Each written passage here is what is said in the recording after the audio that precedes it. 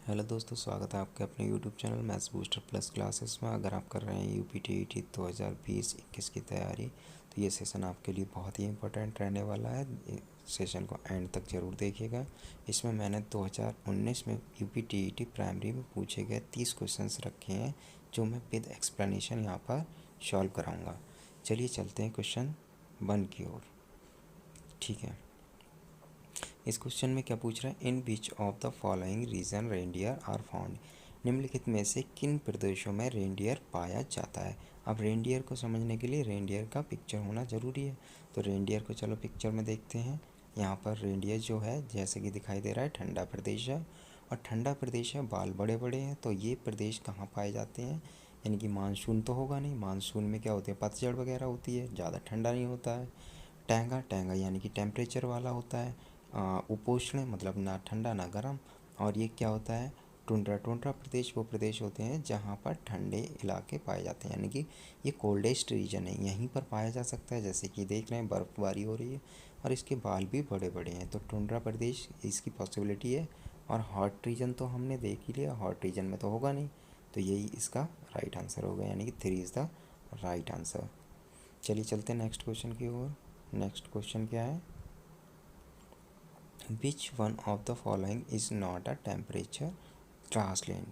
Temperate grassland. Temperate grassland का मतलब है नॉट टेम्परेट। नॉट टेम्परेट का मतलब कोई जो गर्म ना हो, यानी कि शीतोष्ण ग्रासलैंड। शीतोष्ण ग्रासलैंड यानी कि कौन कौन सी ग्रासलैंड दिए हुए हैं, डाउन्स ऑस्ट्रेलिया में पाए जाने हैं वाले हैं। डाउन्स ऑस्ट्रेलिया में, तो ऑस्ट्रेलिया कहाँ से है, ठंडा प्रदेश है। ऑस्ट्रेलिया कोल्डेस्ट एरिया है, तो यही नॉट टेम्परेट एरिया होगा। तो यहाँ पर आंसर कौन सा हो जाता है, हमारा आंसर होगा 1 इज़ द राइट आंसर। चलिए चलते हैं नेक्स्ट क्वेश्चन की ओर। 123। चलिए प्रयास कीजिए, बताइए इसका आंसर कौन सा होगा। According to the population size the largest continent is. ये बहुत ही सरल क्वेश्चन है, जैसे कि हम जान सकते हैं इंडिया प्लस चाइना। ठीक, ये दो ऐसे कंट्री हैं जिनकी पॉपुलेशन वर्ल्ड में सबसे ज़्यादा है।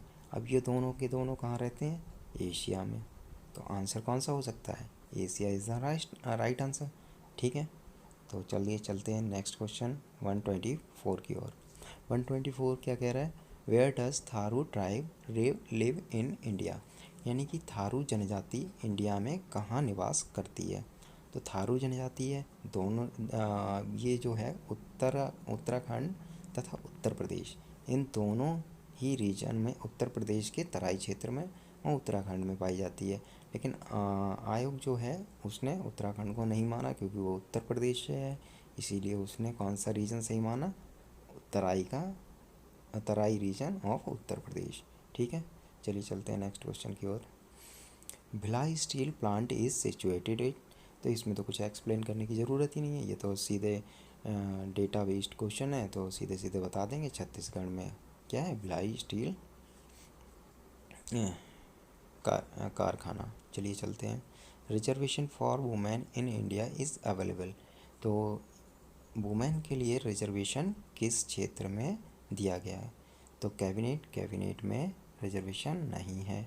पंचायती राज व्यवस्था इसमें है। चलिए आगे देखते हैं। लोकसभा में नहीं है। विधानसभा में नहीं है। तो कौन सा number 2 is the right answer. चलिए चलते हैं नेक्स्ट क्वेश्चन की ओर।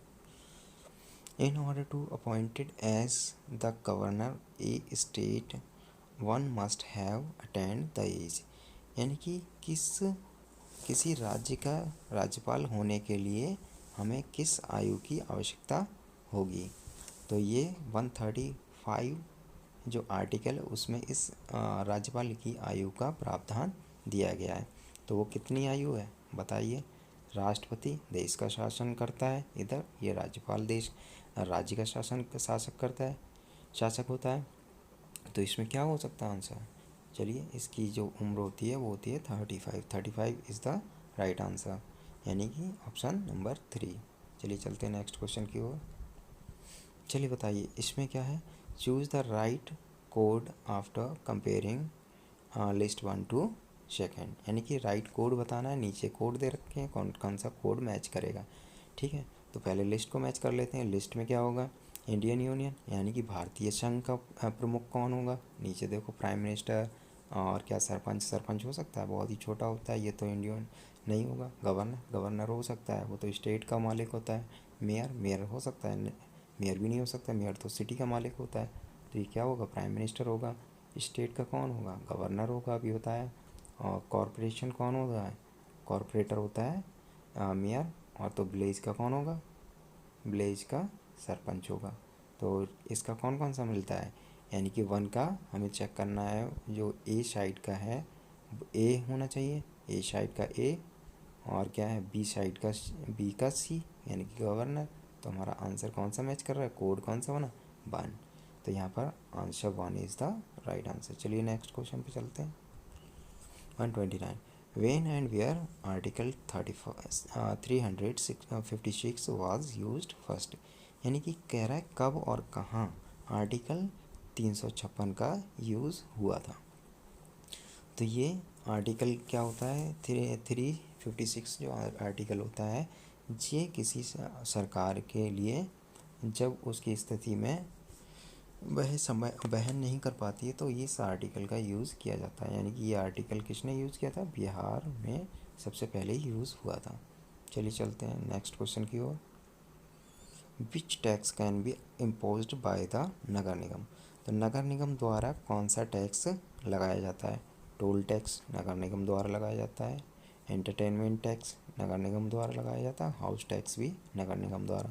तो आंसर कौन सा होगा, ऑल ऑफ दी अबव।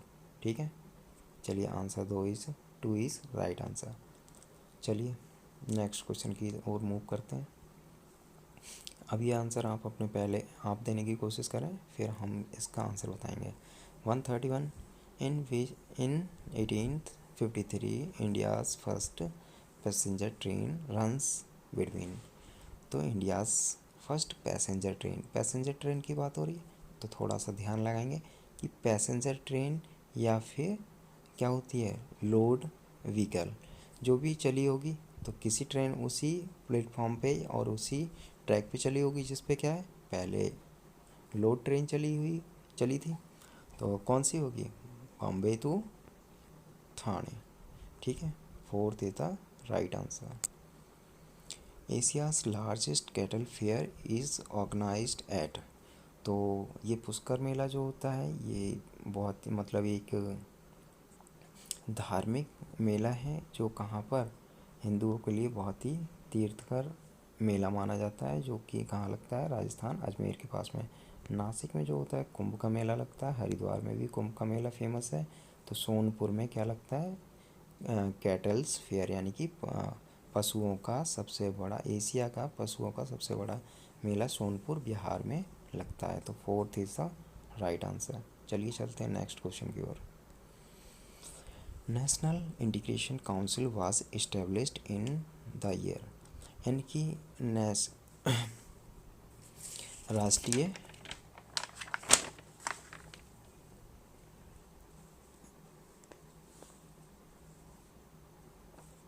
राष्ट्रीय एकता परिषद का गठन कब हुआ था। तो राष्ट्रीय एकता परिषद का गठन जो हुआ था 1961 में नेहरू जी द्वारा किया गया था। ठीक है, तो 1961 में नेहरू जी द्वारा किया गया था। 4th is the right answer. चलिए चलते हैं नेक्स्ट क्वेश्चन की ओर।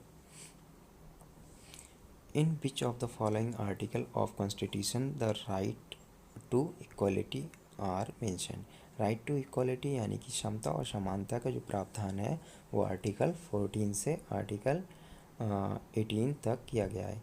ये जो right to equality, right to freedom, right to जो आज़ादी का अधिकार, ये सारे के सारे क्या हैं, हमारे मौलिक अधिकार हैं। ठीक है, चलिए चलते हैं नेक्स्ट क्वेश्चन की ओर। तो यहाँ पर जो है आर्टिकल 14 to 18 जो है कौन सा आर्टिकल है, राइट टू इक्वलिटी। ठीक, चलिए चलते हैं next question. 135 which country has flexible constitution, तो फ्लेक्सिबल कॉन्स्टिट्यूशन कौन सा होता है, फ्लेक्सिबल कॉन्स्टिट्यूशन वह कॉन्स्टिट्यूशन होता है जिसमें आसानी से परिवर्तन किया जा सके। तो ऐसा संविधान कौन सा है, यानी कि ईजिली क्या जब चाहें तब परिवर्तन कर लो। तो ऐसा अमेरिका का तो है नहीं, उसमें 7 ही अनुच्छेद हैं और परिवर्तन शायद इसमें बहुत ही कम, बहुत ही रेयर केसेस में परिवर्तन होता है।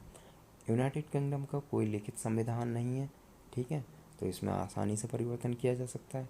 इंडियन कॉन्स्टिट्यूशन, इसमें बिना राष्ट्रपति और बिना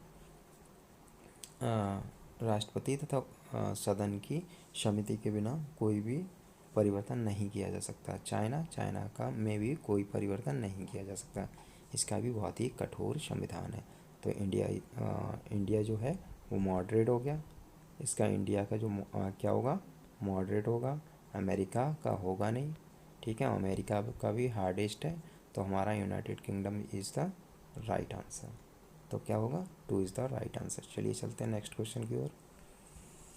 विच is the example of the seasonal animal among the following. तो इसमें पूछा जा रहा है कि इनमें से कौन सा अचल जीव का उदाहरण है। अचल जीव का उदाहरण है, अचल जीव से मतलब क्या है कि सेशल यानी कि जो अचल से मतलब होता है कि जो स्टेबल रहे, यानी कि चल ना सके। तो काइटिन जो है वो क्या होता है, जो सर्दी में देखी होगी रोड पे जोक टाइप का होता है, जैसे कि फ़ोटोज़ में मैं दिखा रहा हूँ यहाँ पर, ये जो होता है काइटिन होता है, ये मूव कर सकती है, ठीक। क्या होता है, इकिनश जो होता है वो क्या होता है, एक समुद्री घोड़ा होता है, ये भी फिगर में देख लीजिए। इकिनश क्या है, समुद्री घोड़ा है। यूप्लेक्टला क्या होता है, यूप्लेक्टला जो होता है ये पौधा है, यानी कि पौधे के टाइप का होता है, ये भी क्या है, एक जीव होता है, और जो क्या होता है एक जगह स्टेबल रहता है, ठीक। तो स्टेबल रहता है यानी कि अब ये चल नहीं सकता, मूवमेंट नहीं कर सकता, तो ये एक जगह रहेगा। तो ये राइट आंसर हो सकता है, ठीक है। लीच जानते हैं, जोक होती है जो कि बहुत ज़्यादा मूवमेंट करती है, जब भी पानी में घुसो तो चिपक जाती है, तो ये क्या होगा, ये नहीं होगा। तो 3rd is the right answer. चलिए चलते हैं नेक्स्ट क्वेश्चन की ओर। Unit of protein molecule is, यानी कि प्रोटीन अणुओं की इकाई है, क्या होती है, अमीनो एसिड। प्रोटीन अणुओं की इकाई क्या होती है, अमीनो एसिड। चलिए चलते हैं नेक्स्ट क्वेश्चन की ओर। Which organelle is absent in plant cell. तो कौन सा ऑर्गेनल प्लांट सेल में एब्सेंट होता है, ठीक है, बताइए कौन सा होता है। यानी कि centrosome is the absent organelles in plant cell, ठीक है। ये सारे के सारे क्या होते हैं, प्रेजेंट होते हैं, किसमें, प्लांट सेल में, बाकी के। तो मनुष्य, और ये कौन कौन से होते हैं, यानी कि जो प्रेजेंट ऑर्गेनल्स होते हैं वो मैं फिगर में यहाँ पर आपको दिखा रहा हूँ, कौन कौन से हैं, नोट कर लीजिए, स्क्रीनशॉट ले सकते हैं इनका, ठीक है। तो सेंट्रोसोम जो होता है यहाँ पर प्रेजेंट नहीं होता है। चलिए चलते हैं नेक्स्ट क्वेश्चन की ओर। Largest gland in human body. तो सभी जानते हैं लीवर जो है ह्यूमन बॉडी में सबसे लार्जेस्ट ग्लैंड है, और पिट्यूटरी ग्लैंड जो है बहुत ही स्मॉलेस्ट, यानी कि ये जो होती है वो बिल्कुल मटर के दाने के बराबर होती है। और ये जो होती है लीवर सबसे बड़ी ग्रंथि होती है, ग्रंथि यानी कि ग्लैंड, ठीक है। यानी कि मानव शरीर में सबसे बड़ी ग्रंथि कौन सी होती है, तो वो होती है लीवर। कौन सी होती है, लीवर। तो यहाँ पर राइट आंसर जो होगा लीवर होगा। चलिए चलते हैं नेक्स्ट क्वेश्चन की ओर। State word of Uttar Pradesh, यानी कि कितना सरल क्वेश्चन पूछा गया है। स्टेट वर्ड क्या होता है, यानी कि हमारा प्रादेशिक पक्षी कौन सा है। तो ये सबको पता होगा, प्रादेशिक पक्षी कौन सा है बताइए, सारस क्रेन। इसको बताने की ज़रूरत नहीं है, ये दिखता कैसा है ये आप अभी फिगर में देख लीजिए। चलिए ठीक है, चलते हैं नेक्स्ट क्वेश्चन की ओर। Hamlet is associate with which state settlement. तो हैमलेट जो है किसके साथ में सेटलमेंट करता है। तो हैमलेट जो होता है किसके साथ में करता है, लीनियर के साथ में, लीनियर होता है, यानी कि कैसा होता है, लीनियर का मतलब रेखीय। नगरीय होता है। और क्या होता है, अवखंडित नहीं होता, कैसा होता है, रूलर होता है। कैसा होता है, रूलर होता है। चलिए चलते हैं नेक्स्ट क्वेश्चन की ओर। Which is volcano mountain. तो इन निम्न में से कौन सा ज्वालामुखी पर्वत है? तो कौन सा है ज्वालामुखी पर्वत? अपलेशियन जो है ज्वालामुखी पर्वत है? नहीं, ये चट्टानी पर्वत है। और किलिमंजारो, ये किलिमंजारो ही क्या है? Volcano mountain. तो चलिए चलते हैं नेक्स्ट क्वेश्चन की ओर। हमारा आंसर क्या है? Kilimanjaro. Kilimanjaro is the right answer. चलिए चलते हैं नेक्स्ट क्वेश्चन की ओर। Elephanta island is located at. ये एलिफेंटा की गुफाएं भी, एलिफेंटा माउंट आइसलैंड पूछा गया है, एलिफेंटा की गुफाएं भी पूछी जाती हैं। तो दोनों कहाँ पर हैं? दोनों के दोनों मुंबई कोस्ट पे हैं। तो मुंबई कोस्ट पे हैं। चलिए चलते हैं नेक्स्ट क्वेश्चन की ओर। Monsoon forest are found where rainfall is. तो ये जो क्वेश्चन दे रखा है ये एनसीईआरटी में 100 से 200 तक होता है, लेकिन यहाँ पर जो पूछा गया है 100 से कितना है, 70 से 200 और 150 से 200। तो आंसर तो इन्हीं में होना चाहिए, लेकिन आंसर माना कौन सा गया था? आंसर माना गया था 4th is the right answer. इसको नहीं माना था आयोग ने। तो आयोग ने कौन सा माना था? 4th is the right answer. चलिए चलते हैं नेक्स्ट क्वेश्चन की ओर। चलिए बताइए इसमें कौन सा राइट आंसर होगा? Karbi Anglong plateau is an extension. तो कार्बी एंगलोंग पठार विस्तार है किस चीज़ का है? तिब्बत का पठार है? काय का पठार है? तिब्बत का, शान का पठार और हिमालय का पठार। हिमालय का पठार तो नहीं है, तिब्बत का पठार भी नहीं है। कार्बी एंगलोन जो है, जैसे कि फिगर में मैं दिखा रहा हूँ, फिगर में जो आपको दिखाई दे रहा होगा प्रायद्वीपीय, यानी कि प्रायद्वीपीय पठार है। कैसा है? पेनिनसुलन प्लेट्यू। पेनिनसुलन प्लेट्यू संसार का सर्वाधिक प्लेट्यू। चलिए चलते हैं नेक्स्ट क्वेश्चन की ओर। The world's most problematic aquatic weed also known as the terror of Bengal. यानी कि संसार का सर्वाधिक समस्याकारी जलीय खरपतवार जिसे बंगाल का भी आतंक कहते हैं, वह कौन सा है? अब सबसे पहले क्वेश्चन में देखिए एक्वाटिक, एक्वाटिक वर्ड आया है, यानी कि एक्वाटिक से मतलब होता है वाटर। वाटर से हम थोड़ा बहुत अनुमान लगाएंगे इस क्वेश्चन में, यानी कि इंचोला क्रैसिपी, इंचोरिना क्रैस्पी, यानी कि वाटर हायसिंथ, यानी कि वाटर हायसिंथ दिया है। वाटर हायसिंथ यानी कि जल कुंभी, यानी कि हिंदी का भी दे रखा है जलकुंभी होता है। जलकुंभी क्या होता है? ये जलकुंभी जो होती है पानी को इस तरीके से गंदा कर देती है और ये बहुत ही तेज़ी से फैलती है। जिस पानी में हो जाए तो उस पानी को गंदा कर देती है और ये ख़त्म होने का नाम नहीं लेती है। तो यही क्या है? World's most problematic aquatic weed. ठीक है, चलिए चलते हैं नेक्स्ट क्वेश्चन की ओर। The abiotic property of virus is. Abiotic property कौन सी होती है? यानी कि अजैविक प्रॉपर्टी। जैविक क्या होती है? यानी कि जब हम क्या करते हैं, जैविक घटना यानी कि प्रजनन की घटना कौन सी होती है? कि जब 1 से 2 का जन्म हो, यही होती है जैविक प्रॉपर्टी। तो इसमें क्या होता है? इट कैन नॉट रिप्रोड्यूस, यानी कि ये क्या नहीं कर सकता? प्रजनन नहीं कर सकता। तो ये क्या होती है? अबायोटिक इसकी प्रॉपर्टी है, यानी कि प्रजनन नहीं कर सकता तो अबायोटिक प्रॉपर्टी हो गई, प्रजनन कर सकता तो बायोटिक प्रॉपर्टी होती। चलिए चलते हैं नेक्स्ट क्वेश्चन की ओर। Plant hormone that help in the ripening of the fruits. ठीक है, तो वह कौन सा हार्मोन है जो प्लांट्स में फलों को पकाने में काम में आता है? चलिए बताइए। ये जो पहला है साइटोकाइनिन। साइटोकाइनिन जो होता है वो प्लांट ग्रोथ को के काम में आता है। इथाइलिन जो होता है ये फलों को पकाने में काम में आता है। तो यही है ripening of fruit. Ripening of fruit is ethylene. Auxin किस चीज़ के काम में आता है? ऑक्सिन जो आता है प्रमोट स्टेम। स्टेम यानी कि तने को प्रमोट, यानी कि तने का विकास करने में, और ये होता है ऑल ओवर प्लांट का विकास करने में, लेकिन ये पकाने में काम में नहीं आता। तो इसका राइट आंसर कौन सा होगा? इसका राइट आंसर जो होगा वो हमारा होगा ये, second is the right answer. चलिए चलते हैं नेक्स्ट क्वेश्चन की ओर। Free living anaerobic nitrogen fixing bacteria found in soil. यानी कि free living anaerobic nitrogen fixing bacteria कहाँ पर, किस सॉइल में पाया जाता है। तो कौन सी सॉइल में पाया जाता है। सबसे पहले देखते हैं क्लॉस्ट्रिडियम। ये जो पाया जाता है कहाँ पर पाया जाता है,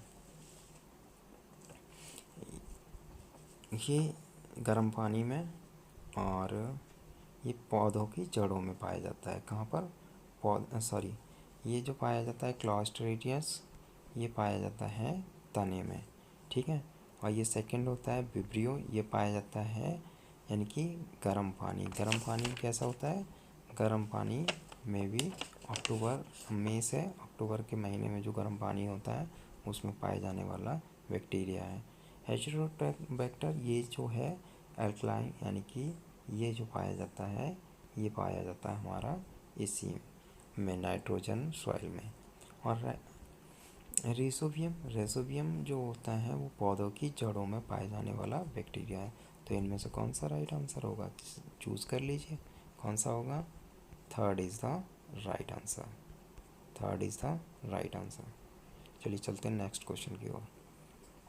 विच type of DNA is commonly found inside the cell. तो सेल में किस प्रकार का सामान्य डीएनए पाया जाता है। तो वी डीएनए सामान्यतः किस में पाया जाता है, सामान्य रूप से डीएनए में पाया जाता है। चलिए ठीक है, नमस्कार दोस्तों। वीडियो अच्छा लगा हो तो चैनल को लाइक करें, शेयर करें और बेल आइकन को जरूर दबाएं, जिससे कि आने वाले नोटिफिकेशन आप तक आसानी से पहुंच सकें। धन्यवाद।